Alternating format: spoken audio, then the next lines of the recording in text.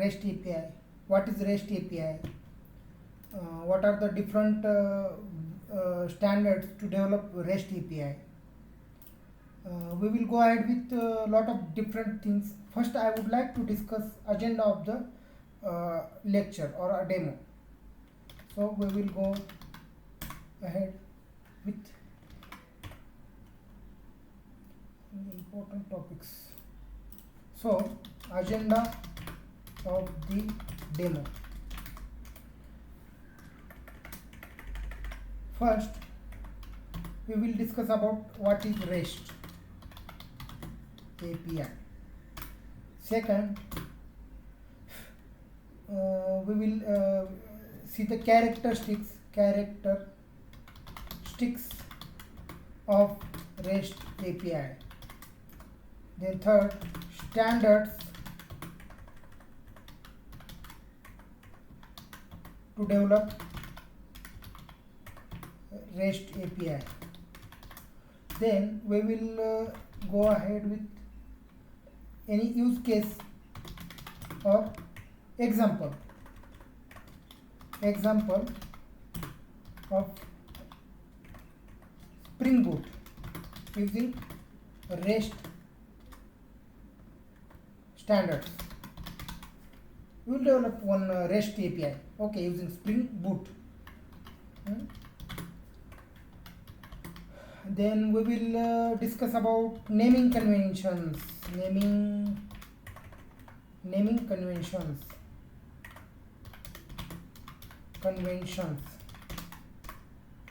Then we will discuss about different HTTP methods.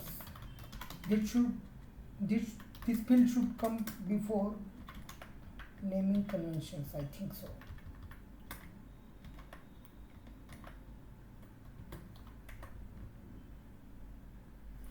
Then here we will discuss analogy, real life analogy also, with a real life analogy.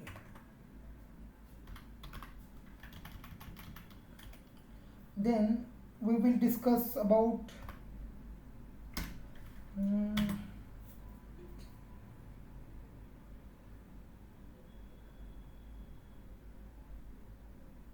why it is important to have REST APIs, master of REST APIs.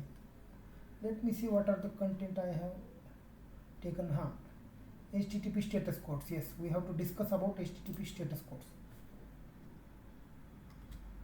HTTP response status codes. So brief, I would like to talk about all these topics in this demo. So let's dive into it directly. So first of all, we will discuss about what is REST API. See, in simple words, REST API is a API which is following some principles called as a REST. So what is meant by REST? We will discuss it thoroughly. See, REST stands for Representational State Transfer. It simply means that it uses HTTP methods. Some principles are there. First, it uses HTTP methods, nothing but get, post, put, delete, patch. Second, it sends or receives data in JSON format. It follows JSON format, not XML format. Okay, so sends and receives data in JSON format. Third, follows stateless communication. Means no session stored on server. It will not store any session on server. And fourth, has a clear structure. Means clear structure of URLs, methods and responses. What are the different responses you need to how can you name your methods, how to name your URLs also. There is clear cut direction. So you have to follow each and everything to develop REST API, and it is a really standard procedure. If you follow this, it will be helpful for other developers to understand each and everything whatever you have written. And if any other person or any third party want to integrate your API, then it is really easy for those people to integrate your RESTful API.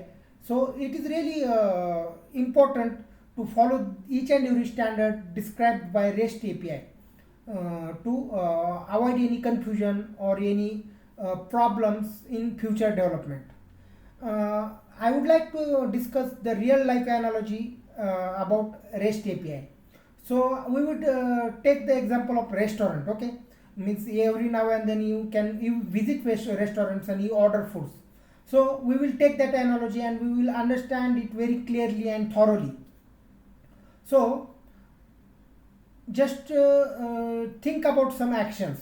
Okay, you went to you are going to any restaurant, then you go there and you directly order your food. Okay, so when you order your food, that action can be related to client sending its request to our server. Means any client, that can be mobile client or web browser or any type of client is sending request to our server. It can be related to each other. Okay, then waiter comes and asks you for your order detail. He gives you a lot of options like that. Okay, means he asks you what to do, what you want, and according to it he takes your order. So same thing happens with REST API. You have API endpoint at resource layer. Okay, means your controller is there, and where you have written lots of different methods serving particular purpose. Okay, so you have mentioned its endpoints also. So it will receive your request. Your server will receive your request, or any service registry will receive your request, whatever it may be, and then it will look for right kind of request URL and right kind of API endpoint. So it is kind of same thing, like waiter is coming and waiter, you have ordered particular thing, then waiter goes back to its kitchen and gives your order, ask for right kind of food to deliver you. Same thing happen with our REST API. Your request goes to server and server try to find right kind of URL and right kind of endpoint, method endpoint to process your request. Okay, so after that waiter returns with you, he comes with your food. Okay, he returns you your food and serves your order, and same thing happen, like server sends response with appropriate response will be sent to user. This is nothing but a simple analogy that will really improve your understanding about REST API. Further, we will go ahead with next topic, that is characteristics of REST API. Okay, we will go ahead with it.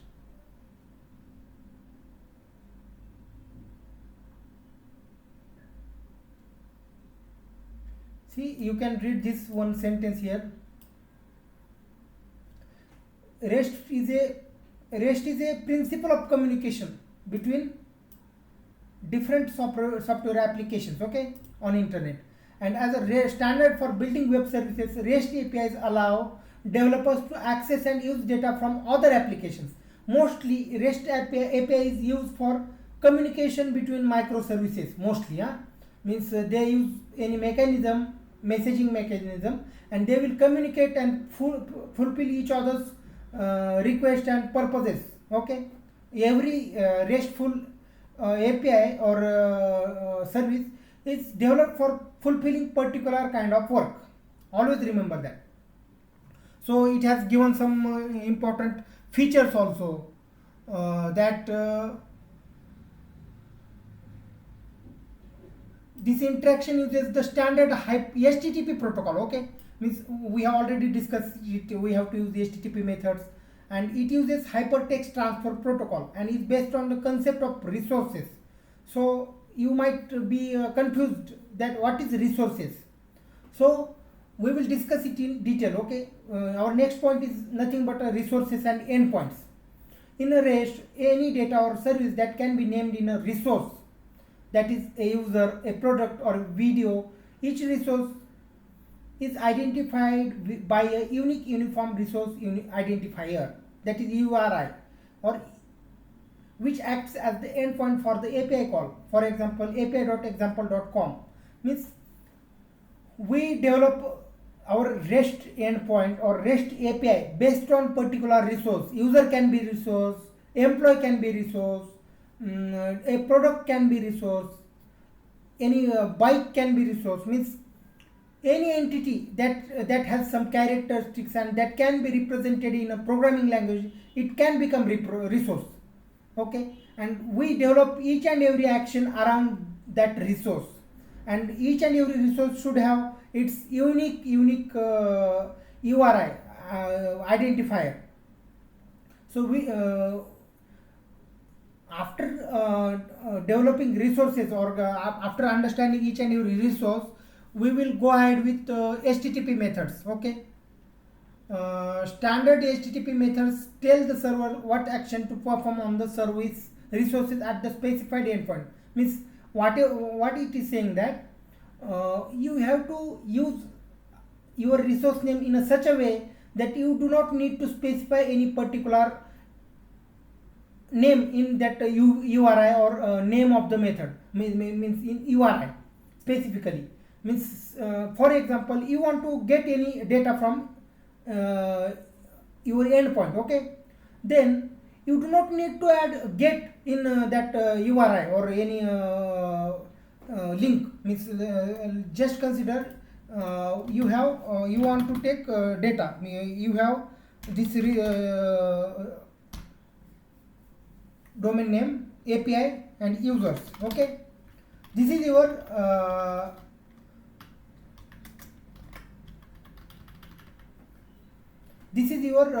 URI. Okay, uniform resource identifier. You do not need to specify get users, like means get users or any other type of get post. You do not need to do that. Okay, you just need to use this resource and you just need to send get request, and it will definitely give you all the users. Okay, if you want to get any particular user, then in this URI you can add that ID of that user. In fact, if you want to post any particular user, then you can directly use post method. So you do not need to add get users or post users in name of the resource. Okay, means URI of the resource. So here we will discuss different methods, HTTP methods used for different functionalities. Like we definitely do CRUD operations in each and every application. Normally we need it. Okay, so there are different methods given by HTTP. Get is for getting any information. Okay, post is for create any new resource. Put is for updating any existing resource or creates a new one by replacing it entirely. Patch applies partial modification to a resource. If you want to means it is kind of same put and patch. Okay, it will update whatever resource present in our system. And finally, delete is for deleting our specified resource. So how the communication between REST endpoints happen, or REST server communicates with client? The simple procedure is there. The client sends an HTTP request to the server. Okay, HTTP request is sent to server, which includes the HTTP method, the endpoint, and any necessary headers or data. Means whatever required for that endpoint, we need to send it. Otherwise, it will not find our resource, and it will send any type of exceptions or error, because to call particular type of endpoint, you need to fulfill your requests. The server processes the request. If you send valid request, then server will process it. Definitely it will process it and send you back with HTTP response with status code and response body containing the data, typically in JSON format. Always remember that if you send proper request, a server will definitely process that request, and it will send HTTP response with status code. Normally, what are the different status codes we have? We have 200 for success response. We have 400 for bad request, and 400 type of 400 4xx type of errors are used for stating client side error, means client is not doing proper job by sending request. He has not sent correct request to the server. When you use 500 type of request, means 5xx, all the responses are related to server side error, means you have sent right kind of request but server is unable to process your request. There is some problem in server. Any type of problem can be present in server.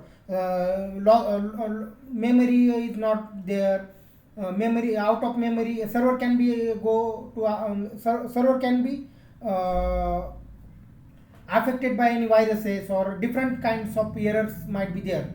So these are the different status codes related to servers. And most important, we have to remember one thing, that REST API works with JSON format. So it simplifies each and every action for developer also and any person who is retrying that requests. So next we will discuss about core principles of REST. Okay. The first principle is client server architecture. Okay. In REST API or REST standards, the client and server are separate. So it allows for independent development, evolution and scalability of the functionality. The client handles the user interface. Normally, whenever you call your REST API using Postman, Postman is nothing but a client. Whenever you call your REST API from any UI in browser, it is nothing but a client. Okay. And while that request goes to a server, server will manage all the data and all the requests. A server will have controller, it will have service layer to perform business logics, and it will have integration layer or DAO layer. Integration layer is for connecting with different types of service, means any service which is external service you want to communicate with, and in DAO layer you directly communicate with database to achieve your persistence layer. Okay. The second core principle of REST is statelessness. Statelessness is simply means that each and every request from client must contain all the information server needs to fulfill. Why it is needed each and every request? Because our server will not store any session related to any request. So server side doesn't have any type of information with it. So each and every time when we send any request, we need to send that request with each and every data. Third feature of REST standard is cacheable. Responses from the server can be labeled as a cacheable or non-cacheable to improve performance. You can simply think it as a cacheable means any type of data that you are using again and again, you are retrieving again and again, and you want it every now and then. So such type of responses can be cached and stored in some place to retrieve it with great speed, okay, to avoid any latency. So we have to differentiate cacheable responses and non-cacheable responses to improve our performance of the system. Next REST standard is uniform interface. This is the most important constraint, okay, requiring a consistent way for components to interact. It simply means that resources are identified in requests. Clients can manipulate resources through the representations they receive. And messages are self-descriptive, containing enough information for clients to process them. It simply means that whenever you send any request, each and every detail should be specified with request, and uniform form of request structure should be used in each and every request and in each and every resource also. The next important feature of REST is layered system. It is nothing but an architectural style of programming. You can have multiple layers such as a proxy layer, load balancers and authentication layers. This structure is invisible to the client, which only interacts with the immediate layer. Simply means that we can have service registry also, load balancer also, API gateway also. API gateway will definitely do authentication and authorization kind of work. Authentication means that any particular user, when he tries to access your server, whether he should get access or not. That is nothing but authentication. But what is meant by authorization? Let us consider one example. You have teacher and students as the users. When any request comes from teacher or student, your authentication server will give it authentication. Okay, it will allow that person to access your server. But then comes the part of authorization. It will give more accessibility to teacher, and each and every data teacher can access. Okay, but it will not allow more authentication with to student. Student has to you have to give access to student with limited features and limited functionality. So that is nothing but authentication, authorization. Then we can talk about load balancers. See, consider in any festival or any type of festivals, you have huge demand of particular service. In such a time, load balancer is used to divert your request to different services, and it is because it is for improving the performance of the system. So these are the most important features or REST standards we need to keep in mind while developing REST API. Next we will talk about benefits of REST API. As we know, it is developing REST APIs are very important for scalability. We can scale our application to n extent. Okay, then we need to consider the performance of the application, and it is really important to have performance. We need to develop REST APIs. It is flexible, and portability is the most important feature of REST API. Another one feature is that it is language and platform independent. So REST uses the standard HTTP protocols, as we already discussed about it, but it supports various data formats like JSON and XML.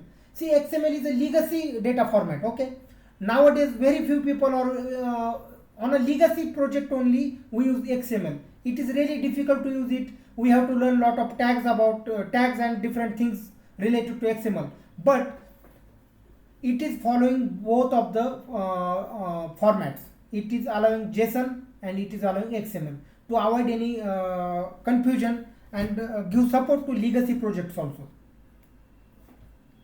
So consider one project is built using XML and one project is built using JSON.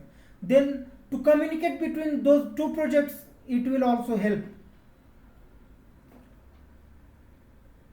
Some real world examples are social media such as Twitter, Instagram, Facebook are developed using REST APIs. E-commerce websites such as Amazon, PayPal or any other e-commerce websites are developed using REST APIs only.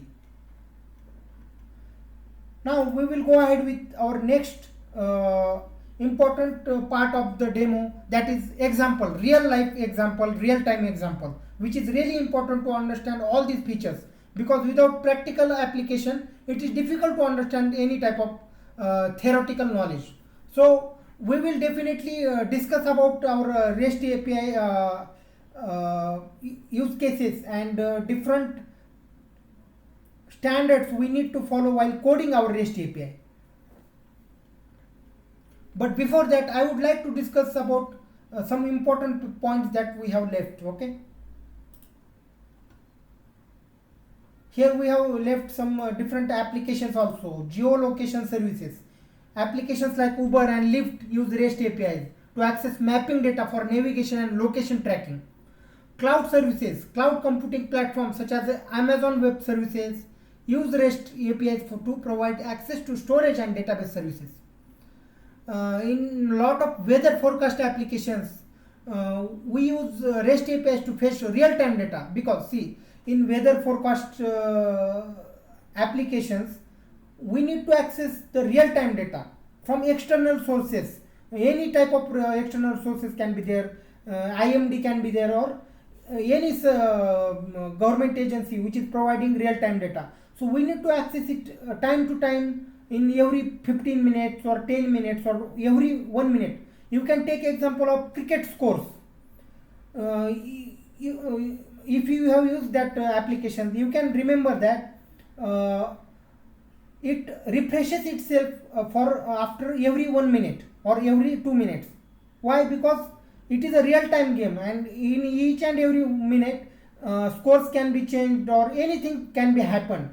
So it has to be refreshed each and every time by specific duration of time. It can be 1 minute, it can be 2 minutes. So we have talked about REST API and its features and its standards and its importance also. We have discussed the benefits of REST API also. So we will discuss real-time example, real-world example with real-world use cases in our next demo. Thank you guys.